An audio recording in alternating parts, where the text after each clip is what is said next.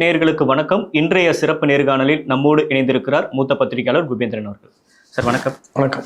பாஜகவோட முன்னாள் மாநில தலைவர் அண்ணாமலை அவர்கள் கொடுத்த ஒரு பிரஸ் மீட் ரொம்ப பெருசா பேசப்படலை. பட் இருந்தாலும் அதை கவனிக்கக்கூடிய ஒன்றாக மாறி இருக்கு.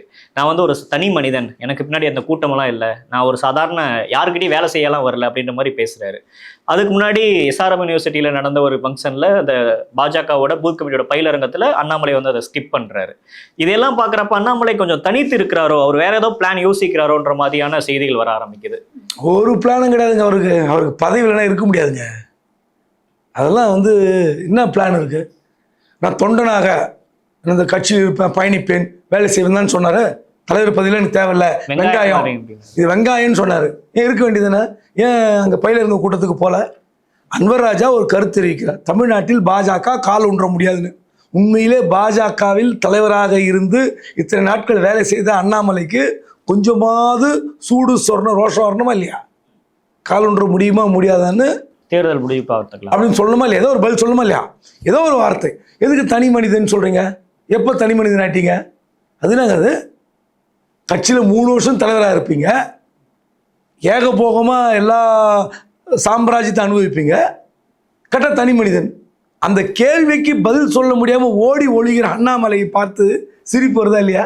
சார், அவர் ஏதோ தெரிவித்து அது கான்ட்ரவர்சியெல்லாம் மாறி கூட்டணிக்கே பெரிய சிக்கல் வரும் அப்படின்றது தான் எல்லாரும் விரும்புகிறாங்க. அதை தான் நான் பண்ணணுமா அப்படின்ற முன்னெச்சரிக்கை நடவடிக்கை தடுத்துருக்காரு. அதை விட இது அவமானங்க. தனி மனிதன், நான் யாருக்கிட்டையும் வேலை செய்யல, பதில் சொல்ல மாட்டேன்னு சொல்லுது, அதை விட அவமானம். அன்வர் ராஜாவுடைய கருத்து, அவருடைய கருத்து, எங்களுடைய கருத்து, நாங்கள் எப்படி செயல்பட போகிறோம், எப்படி வெற்றி பெற போகிறோம், எப்படி கூட்டணியை நாங்கள் பலப்படுத்த போகிறோம்னு சொல்லியிருந்தா அவர் மதிப்பு உயர்ந்திருக்கும்ல. ஏங்க, பயிலரங்க கூட்டத்தில் நீங்கள் போகலாம், யாருக்கு அசிங்கம்? யாருக்கு அசிங்கம்? அப்போது நீங்கள் தலைவராக இருந்தால் வீரியமாக செயல்படுவீங்க, எல்லாரையும் இழுப்பீங்க, எல்லாரையும் அரவணைப்பீங்க. வேற என்ன தலைவர் வந்தால் கவுப்பீங்க, அப்படி தானே? நயினார் நாகேந்திரன் எப்படியாவது அவமானப்படுத்தணும், அவர் எப்படியாவது பதவியிலேருந்து இறக்கணும், அதுதான் உங்கள் ஆசையா? அந்த பயிலரங்க கூட்டத்துக்கு போகணுமா இல்லையா? கண்டிப்பாக. மேடைக்கு எதிர்க்கு உட்காரணுமா இல்லையா? மேடையில் கூட இல்லை, மேடைக்கு எதிர்க்கு உட்காரணும் ஒரு தொண்டனா. அப்போ தான் அந்த கட்சியினுடைய கட்டுப்பாட்டில் நீங்கள் இருக்கிறீங்க அர்த்தம். அண்ணாமலை மாதிரி ஒரு பதவி வெறி பிடித்த நபரை நான் பார்க்கவில்லை. இல்லாட்டி அந்த கூட்டத்துக்கு போயிருப்பாங்க. இந்த வார்த்தையை நான் சொல்கிறேன்னா, பதவி வெறி அண்ணாமலைக்குன்னு இந்த 2 இது ஸ்கிப் பண்ணார்ல, அதுதான். சார், இன்னொரு பக்கம் அவர் கான்ட்ரவர்சியலாக பேசுகிறாரு அப்படின்னாலும் கூட அவரால் தமிழ்நாட்டு பாஜக தானே லாபமாக இருக்குது அப்படின்ற மாதிரியான கருத்துருவாக்கம் இருக்க தானே செய்யுது. அவர் தலைவரானதுக்கு அப்புறம் தான் பாஜக கவனிக்கக்கூடிய ஒரு கட்சியாக மாறினுச்சு அப்படின்ற மாதிரி பெர்செப்ஷன் மக்கள் மத்தியில் இருக்குல்ல. லபோ திபோன்னு கத்திக்கிட்டு கான்ட்ராவர்சியாக பேசிக்கிட்டா அது ஒரு பரபரப்பு இருக்கும், புரியுதுங்களா? நான் பேரை சொல்ல விரும்பலை. ஒரு சினிமா ஜேர்னலிஸ்டில் ஒரு ஆள் இருக்கார், யாருன்னு உங்களுக்கு தெரியும். ஓகே. என்ன பெரிய பயில்வான் மாதிரி காமிச்சு பார்த்தேன். அவர் பேசுறது உங்களுக்கு உடன்பாடு இருக்கா? அதை எப்படி சார்? அந்த மாதிரி தான் கிட்டத்தட்ட ஒப்பிடுவீங்க. அதுதான் இது. நான் கேட்குறேன், நீங்கள் திமுக ஃபைல்ஸ்னு ட்ரங்க் போட்டியாக கொடுத்தீங்களே, அந்த ட்ரங்க் போட்டியில் என்ன நடந்துட்டு இருக்கு தெரியுமா? கவர்னர் ரவி தான் அந்த துணி வச்சுட்டு இருக்காரு அந்த ட்ரங்க் போட்டியில். இவ்வளோ பெரிய ட்ரங்க் போட்டி எடுத்து போனார், பார்த்தீங்களா? ஒரு 3 அடி என் ஹைட்டில் பார்த்தீங்கன்னா ஒரு 3/4 சைஸ் இருக்கும். அந்த ட்ரங்க் பெட்டி போய் கொடுத்தார்ல திமுக ஃபைல்ஸ். என்ன செய்கிறோம் பாருங்க ஒவ்வொருத்தரையும். என்ன பண்ணீங்க? அந்த பெட்டி என்னாச்சு? அது காலி பெட்டியாக கொடுத்தீங்க இல்லை திமுக ஊழல் அடங்கிய ஃபைலில் கொடுத்தீங்களா? நான் நகைச்சுவைக்காக சொன்னேன், R.N. ரவி துணி வச்சுருக்காருன்னு. என்ன கொடுத்தீங்க அந்த பெட்டியில்? ஊழல் நடந்த ஃபைல்ஸ் தான் கொடுத்தாரு. எங்கே போச்சு அந்த ஃபைல்ஸ்லாம்? அதனால் நீங்கள் அண்ணாமலை ஒரு எப்படின்னா, தான் இருக்கிற இடத்தை ஒரு பரபரப்பு செய்தியாக்க வேண்டும் என்ற ஒரு நபர். உண்மையிலே அவர் ஒரு ப்ராப்பரான அரசியல்வாதியாக இருந்தால் அவர் இன்னும் 3 வருஷம் தொடர்ந்து இருப்பார். சார், பட் அவரோட எண்ணம் தமிழ்நாட்டில் பாஜக தனித்து களமிறங்கணும், தனித்து போட்டியிடணும், நம்ம ஒரு ஃபார்மிடபிள் ஃபோர்ஸாக நம்ம காட்டிக்கணும்னு அவர் விரும்புகிறாரு. ஆனால் இங்கே ADMKவோட அலையன்ஸ் போனால் தான் நம்மளுக்கு நல்லதுன்னு டெல்லி தலைமை விரும்புது. ஸோ அதுக்காக அவரோட பதவி சாக்ரிஃபைஸ் பண்ணிக்கிட்டார், அப்படி தானே நம்ம பார்க்கணும். டெல்லி தலைமை எத்தனை தேர்தல் பார்த்து எப்பேற்பட்ட ஆட்கள் அவங்க, எவ்வளோ ஊரில் கொட்டை போட்டு வளர்ந்தவங்க. அப்போ அவங்களுக்கு தெரியாத ரகசியம், அவங்களுக்கு தெரியாத உண்மை உங்களுக்கு தெரிஞ்சிச்சா? இல்லை, இன்னொரு கட்சியோட தோல்ல ஏறி சவாரி செய்ய வேண்டிய இடமே பாஜக எத்தனை ஆண்டு காலம் இருக்கும்னு கேட்கிறேன். தன்னை வளர்த்து கொண்டு தனக்கான இடத்தை மட்டும் பிடித்து கொள்கிற ஒரு தனி மனித பதவி வெறி பிடித்த நபர் அண்ணாமலை. 2வது முறை சொல்றேன். ஏங்க, டெல்லி தலைமை உணர்ந்து விட்டது, இவருக்கு உணரலன்னா அப்ப யாரு தப்பு? ஏங்க டோபோகிராஃபி என்னன்னு தெரியலங்க. இந்த மண்ணில் என்ன பயிர் வைத்தால் வளரும் என்று கூட தெரியாத ஒரு நபராக இருந்தால் அவர் விவசாயம் இல்லை, அரசியல்வாதியும் இல்லை. கேட்டால் நான் ஒரு விவசாயியும் பாரு, மண்ணாங்கட்டி. இந்த இந்த நிலத்தில் இந்த பயிர் வளராதுன்னு தெரிஞ்ச பிறகு நான் அதை நட்டு வளர்த்து காட்டுறேன்னா எப்படிங்க முடியும்? அப்போ அவங்க அமித்ஷாவுக்கு தெரியாதா, மோடிக்கு தெரியாதா? மோடி எத்தனை முறை வந்து MP தேர்தலில் உருண்டார், பிறண்டார், தியானம் செய்தார். ராமநாதபுரத்தில் இருக்க போகிறார், எத்தனை பேர் கதை கட்டினாங்க, என்னெல்லாம் கதை கட்டினாங்க. நின்னாரா? ஜெயிச்சாரா? அப்புறம் எங்க முதல்ல இந்த மண் எப்படிப்பட்ட மண்? 2 திராவிட கட்சிகள் வந்து இத்தனை ஆண்டு காலம் ஒரு தேசிய கட்சியை உள்ள வரவிடாமல் ரிவிட் அடிச்சு வச்சிருக்கு. எங்க காங்கிரஸ் மட்டும் லேஸ்பட்ட கட்சியா? மத்தியில் இருக்கிற எல்லா கட்சியும் ஒரே மாதிரி மனப்பான்மையுடைய கட்சி தான். நான் அதில் வந்து வேறுபாடே பார்க்கல. இவங்க வேற சித்தாந்தம், அவங்க வேற சித்தாந்தத்தில் இருக்கிறாங்க, அவ்வளோதான். அந்த வகையில் காங்கிரஸ் பெட்டர், பாஜக அளவுக்கு மோசம் கிடையாது, பெட்டர். இந்த மாதிரி கடவுளை வைத்துக்கொண்டு, இந்த மாதிரி வந்து மூடத்தனமான நம்பிக்கையை பரப்பி கொண்டு, ஒரு முருகர் மாநாட்டை வந்து பின்னாடி இருந்து இயக்கி கொண்டு, திருப்பரங்குன்ற மலையை பிடித்து கொண்டு அரசியல் செய்வதற்கு காங்கிரஸ் விரும்பாது. அந்த வகையில் காங்கிரஸ் பெட்டர். மற்றபடி ஒரே சிந்தனை உள்ள ஒரு மத்திய மனப்பான்மையுடைய கட்சி தான். அவங்களுக்கு டெல்லியில் இருக்கிறவங்களுக்கே உணர்ந்துட்டாங்க. ஏங்க 50-60 வருஷம் கட்சிங்க காங்கிரஸ். ராகுல் எத்தனை முறை உணர்ந்துட்டு டெல்லியில் பேசினார், you can't enter Tamil Nadu, you can't rule ஏன் சொன்னார்? அந்த மாதிரி அதுதான் ராகுல் சொன்னது தான் பாஜகவுக்கு பொருந்தோம். கமுக்கமாக இருக்கணும். எப்படி? காங்கிரஸ் மாதிரி திமுக கூட்டணியில் கமுக்கமாக இருக்கணும். கொடுக்குற சீட்டை கமுக்கமாக வாங்கிக்கணும். 10 MP ஜெயிச்சுக்கோ, 20 MLA 17 MLA ஜெயிச்சுக்கோ. அந்த மாதிரி தான் பாஜக இருக்கணும். பாஜக இருக்க முடியும். அதை விட்டுட்டு நான் தனித்து ஆட்சி பிடிச்சிருவேன், அடுத்த 5 வருஷத்துல எங்கள் ஆட்சி கிழிப்பீங்க. ஜெயிச்சிங்களா நீங்கள்? ஒரு MP அண்ணாமலை வந்த பிறகு இவ்வளோ சதவீதம் கூடியது குறைஞ்சல. அந்த கட்சியில் கல்யாண் ராமன் ஒருத்தர் பேட்டி கொடுத்தார் ஒரு யூடியூப் சேனலுக்கும் டெல்லி டைம்ஸ் ஆஃப் இந்தியாவுக்கும். அந்த பேட்டி எடுத்து பாருங்க. 2014 இந்த ஓட் பர்சன்ட் வச்சிருக்கோன்றார். அப்போ சிபி ராதாகிருஷ்ணன் எவ்வளோ வாங்கினார் ஓட்டு கால்குலேட் பண்ணி பார்க்க சொல்கிறார். அதனால் அண்ணாமலை வந்து பாஜக வளர்ந்து இருக்கிறது, இவ்வளோ ஓட்டு சதவீதம் கிடையாது. கோயம்புத்தூரில் அந்த மாதிரி ஒரு அமைப்பு பாஜகவுக்கு. கோயம்புத்தூர் பாஜக தலைவர் எப்படி பேசுவார்? கெத்தாக பேசுவார். கன்னியாகுமரி பாஜக தலைவர் எப்படி கெத்தாக பேசுவார்? நாங்கள் வச்சுதான் என் சட்டம், ஏன்னா எங்களுக்கு ஓட்டு இருக்குது. கோயம்புத்தூரில் கொஞ்சம் கணிசமாக ஓட்டு இருக்குது, பாஜக கன்னியாகுமரியில் ஓட்டு இருக்குது. இதே நீங்கள் போய் செங்கல்பட்டு மாவட்டத்தில் பாஜக தலைவர் கேளுங்க, இந்த கெத்தாக பேசுவாரா?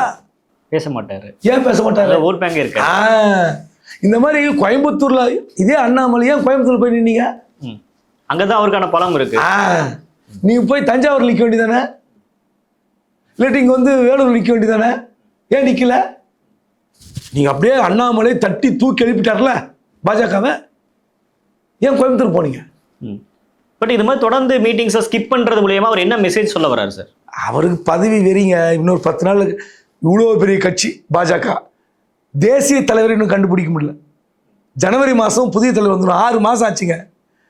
நான் சொல்கிறேன் பாருங்க, காங்கிரஸ் வந்து பலமிழந்த கட்சி, என்ன தேசிய அளவில் அவ்வளோ மோசமான கட்சியா நீங்கள் பாஜக? ஒரு தலைவர் கண்டுபிடிக்க முடியல. நட்டா தொடர்கிறார். நட்டாவை போட்ட பிறகு தான் இன்னொரு பதவி போட முடியும். நீங்கள் இங்கே தமிழ்நாடுக்கு மாநில தலைவர் எப்படி மாற்றுறீங்க? தேசிய தலைவர் போடாமல் மாநிலத்தில் தலைவர் வரமாட்டார்லாம் பேசிட்டு இருந்தாங்க. ஏன் இருக்கா? மார்ச் மாதம் அண்ணாமலை மாற்றப்பட மாட்டார், அங்கே மாறணும்னா எப்படி இங்கே மாற்றுனீங்க? அப்போ எடப்பாடி உங்களை எப்படி வீழ்த்தினாரு? கதற விட்டார்ல. அதனால் அங்கே மாற்றினா இங்கே மாறுறாங்க. அப்புறம் ஏதோ கொஞ்ச நாள் 2-3 நாள் கழித்து வரும்னாங்க, இன்னும் வரல. நேற்று வரும்னாங்க, வரல. இன்னும் 10 நாள் ஆகலாம், இல்லை நட்டாவே தொடரலாம். இவருக்கு ஒரு கொஞ்ச நாள் கழித்து தேசிய தலைவர் பதவி கொடுத்துருவாங்க, தேசிய பொதுச் செயலாளர் பதவி கொடுத்துருவாங்க. யாருக்கு? அண்ணாமலைக்கு.